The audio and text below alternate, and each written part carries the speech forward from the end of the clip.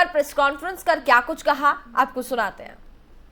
जो आज 55,000 प्रतिवर्ष रिटायर्ड सैनिकों को रोजगार नहीं दे पा रहे हो, ये क्यों वादे करते चले जा रहे हो आप कि ये भी दे देंगे उनको, उसके बाद ये भी दे देंगे उनको? आपका पुराना ट्रैक रिकॉर्ड तो देखिए, आप नहीं दे पा रहे। आप जिस तरह से योजनाएं लाते हैं, नोटबंदी में 50 दिन में 60 बार आपने परिवर्तन किया नीति में, 50 दिन में 60 बार। जीएसटी आप ले आए बिना सोचे समझे, 10 महीने में 376 changes in GST in 10 months. यह बताता है आपको कि बिना सोचे समझे मोदी सरकार किस तरह से नीतियां लाती है और सबके साथ खिलवाड़ करती है। जो काले कानून लाए थे वो 1 साल तक आप जिद पे अड़े रहे, फिर आपको पीछे हटना पड़ा। सीएए 2.5 साल पहले आप लाए, आज तक आप नियम नहीं बना पा रहे हो क्योंकि आपने बिना सोचे समझे एक दिन सुबह उठे और थोप दी एक नीति। अब ये जो अग्निपथ नाम की स्कीम है, पिछले 3 दिनों में 3 अलग अलग परिवर्तन आ चुके हैं। मैं ऐसे परिवार से आता हूं जिसको शहीद का परिवार कहा जाता है। इंसर्जेंसी में हमारे एक भाई की शहादत हुई है, उन्होंने अपना सर्वोच्च बलिदान दिया है। और आप सबके चैनल पे भी मैं यही देख रहा हूं कि सब लोग यही कह रहे हैं कि सबसे ज़्यादा हिंसा बिहार में भड़क रही है। मैं इस बिंदु पे आपसे कुछ बात करना चाहता हूं। पहली बात तो ये कि हम लोग मार्केटिंग नहीं करना जानते हैं। हमको लगता है कि सेना का, देश के सर्वोच्च सम्मान का, ये मार्केटिंग करने का चीज़ नहीं है। लेकिन आप एक एक मंत्रियों का बयान सुन करके देख लीजिए। जो लोग अग्निपथ योजना का फ़ायदा गिना रहे हैं, ऐसा लग रहा है कि कोई चीज़ वो बेचने की कोशिश कर रहे हैं। जैसे सेल्समैन की भाषा होती है ना, वाह मेगा बम्पर ऑफर चल रहा है, आपको 20 लाख रुपया भी मिल जाएगा, 4 साल में आप रिटायर भी हो जाएंगे, फिर आपको रिजर्वेशन भी मिल जाएगा। इस भाषा की मानसिकता को समझने का प्रयास कीजिए।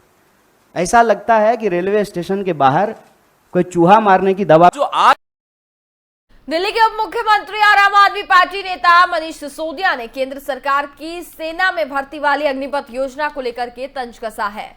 मनीष सिसोदिया ने कहा कि ये योजना इतनी ही अच्छी है तो विधायकों और सांसदों के बच्चों के लिए भी नियम बनना चाहिए। इस बारे में उन्होंने अपने आधिकारिक हैंडल से ट्वीट किया है। मनीष सिसोदिया ने ट्वीट में लिखा कि अग्निपथ योजना अगर इतनी ही अच्छी है तो नियम बना दो। देश भर में हर एमपी एमएलए के बच्चे 17 साल के होते ही सबसे पहले इस योजना के तहत 4 साल की नौकरी करेंगे।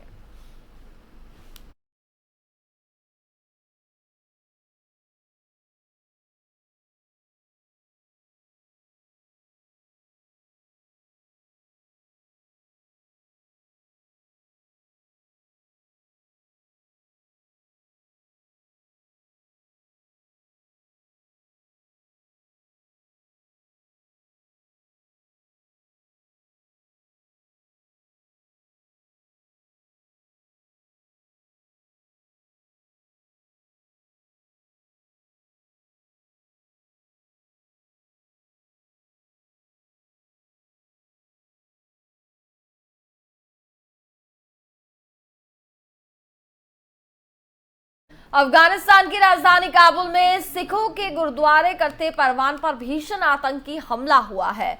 इस हमले में कम से कम 2 लोग मारे गए हैं। इस हमले की जिम्मेदारी आतंकी संगठन इस्लामिक स्टेट के आईएसकेपी धड़े ने ली है और आईएसकेपी ने कहा कि सिखों पर यह हमला पैगंबर पर बीजेपी नेता अनुपुर शर्मा और नवीन जिंदन के लिए अपमानजनक बयान के जवाब में किया गया है। वहीं विदेश मंत्री जयशंकर ने ट्वीट कर कहा कि गुरुद्वारा करते परवान पर कायरतापूर्ण हमले की कड़ी शब्दों में निंदा की जानी चाहिए। हमले की खबर मिलने के बाद से हम घटनाक्रम पर करीब से नजर बनाए हुए हैं और हमारी पहली और सबसे महत्वपूर्ण चिंता समुदाय के कल्याण के लिए है।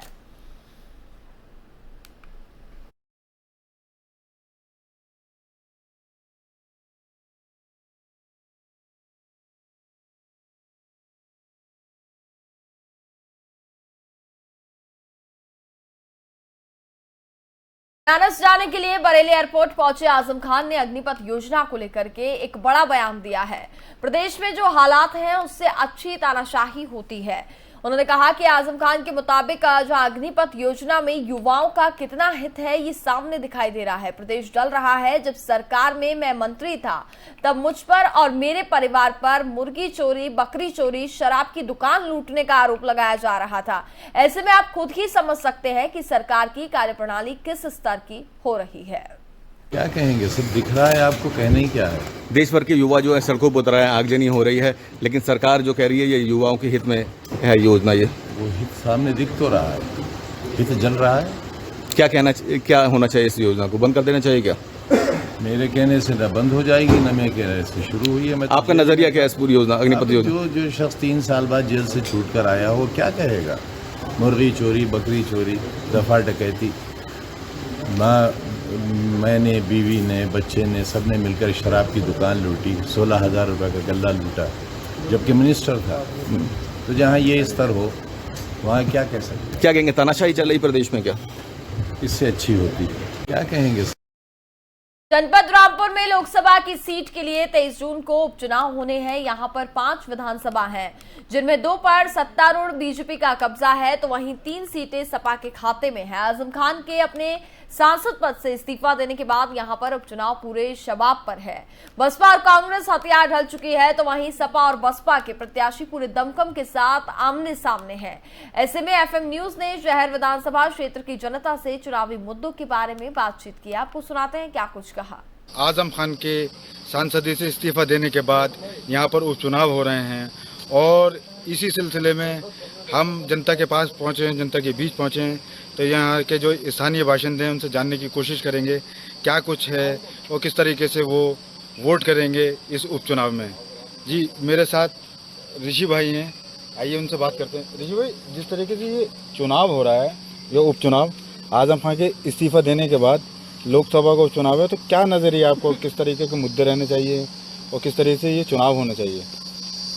देखिए, पहली बात तो उपचुनाव होना ही नहीं चाहिए, हो रहा है, लेकिन फिर भी हम इस चीज़ के समर्थन में नहीं है कि उपचुनाव हो। अब स्थानीय मुद्दे तो सबको मालूम है, लाइट का है, विकास का है, महंगाई का मुद्दा है, कोई इस चीज़ तरफ ध्यान नहीं दे रहा है। बस ध्यान इस तरफ दे रहे हैं कि सपा और भाजपा, दूसरी कोई पार्टी यहाँ रामपुर में है ही नहीं। विकास के नाम पे तो बिल्कुल जीरो होता चला जा रहा है रामपुर, और विकास की परिभाषा तो शायद नेताओं को आती ही नहीं है।